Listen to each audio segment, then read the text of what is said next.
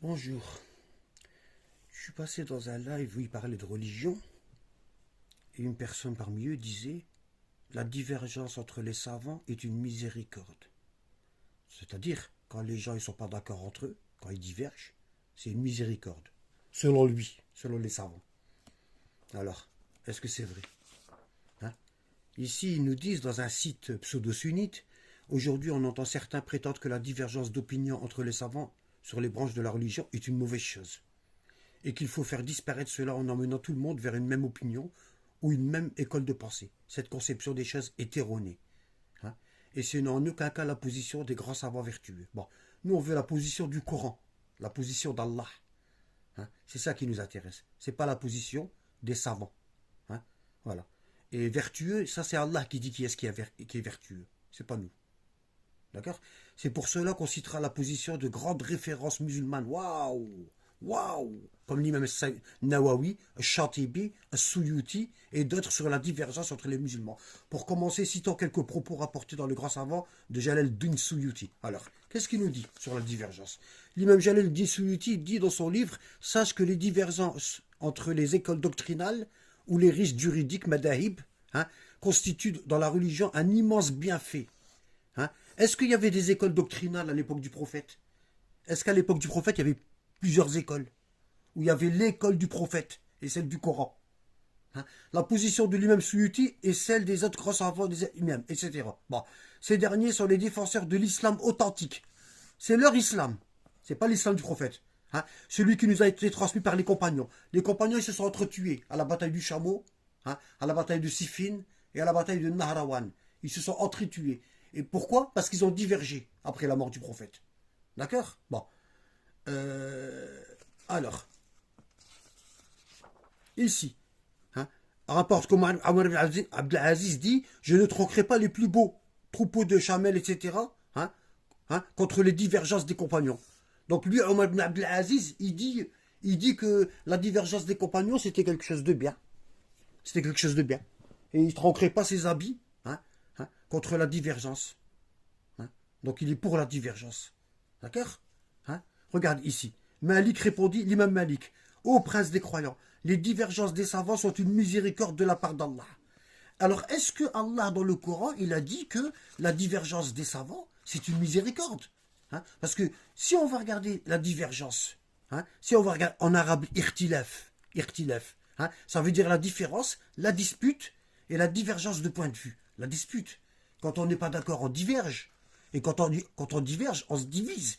Hein. C'est des querelles de voisins, des querelles d'écoles de pensée différentes. Hein. Donc déjà, dans le dictionnaire, la divergence, c'est pas une bonne chose. Hein. Comment ils arrivent à nous rendre une chose mauvaise bien? Hein. Et tout dans l'islam, c'est comme ça. Tout a été falsifié. Tout a été falsifié dans l'islam. Si j'ai une voiture avec deux volants, et que moi je veux aller à gauche, et que mon compagnon il veut aller à droite, est-ce qu'on va avancer si on diverge? Hein? Est-ce qu'on va avancer? Hein? Est-ce que c'est une miséricorde là? Est-ce que là c'est une miséricorde? On n'avancera pas d'un poil. On n'avancera pas d'un poil. D'accord? Bon. Regardez ce qu'il nous dit Allah. Et nous leur a, Surat al-Jassiyah, verset 17. Et nous leur avons apporté des preuves évidentes. C'est-à-dire dans le Coran. Ils ne divergèrent qu'après que la science leur fut venue. Ça veut dire que la divergence, elle ne fait pas partie de la science. Allah y a apporté des preuves évidentes. Et après que les preuves ont été apportées, ils ont divergé. Par agressivité entre eux. La divergence, c'est une agressivité. C'est le rejet de l'autre.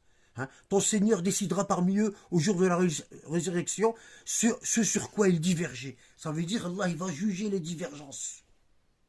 Il y a une voie droite, une seule. Celle du Coran et du prophète Mohammed et de sa descendance. Si on s'accroche tous à ça, il n'y a pas de divergence. Regardez ici. Regardez. Allah est en vérité mon Seigneur et votre Seigneur. Adorez-le donc. Par le biais du Coran. Mais les factions, les groupes divergèrent entre elles. Malheur donc aux injustes, du châtiment d'un jour douloureux. Quand on diverge, on est injuste. On devient des factions. On se sépare. D'accord? Vous voyez que les savants ils disent carrément le contraire du Coran. carrément le contraire. Hein. Et Allah ici dans Surat Al-Baqarah 176, c'est ainsi, car c'est avec la vérité qu'Allah fait descendre le livre, la vérité. D'accord? Et ceux qui s'opposent au livre, au sujet du livre, sont dans une profonde divergence. Quand on s'oppose au Coran, à la parole d'Allah, nous sommes dans la divergence. D'accord? Donc il n'y a aucun verset dans le Coran où Allah nous dit que la divergence est une bonne chose. Ça n'existe pas. C'est pour ça qu'il y a un verset où Allah il dit وَقَالَ الرَّسُولُ يَا رَبِّي إِنَّ قَوْمِ اتَّخَذُوا هَذَا الْقُرْآنَ مَهْجُورًا. Et le messager dit, Seigneur, mon peuple s'est détourné de ce Coran. Il s'est dirigé vers les écoles de pensée divergentes. D'accord? Bah, hein? Alors, on réfléchit. Il suffit de réfléchir. Est-ce qu'on veut l'union avec le Coran ou la divergence avec les savants? Plusieurs écoles de pensée. Hein? Faites travailler votre intelligence. Réfléchissez. Réfléchissez. On est en train de se foutre de vous. D'accord? Bon. Le hadith Taqalain, qu'est-ce qu'il dit?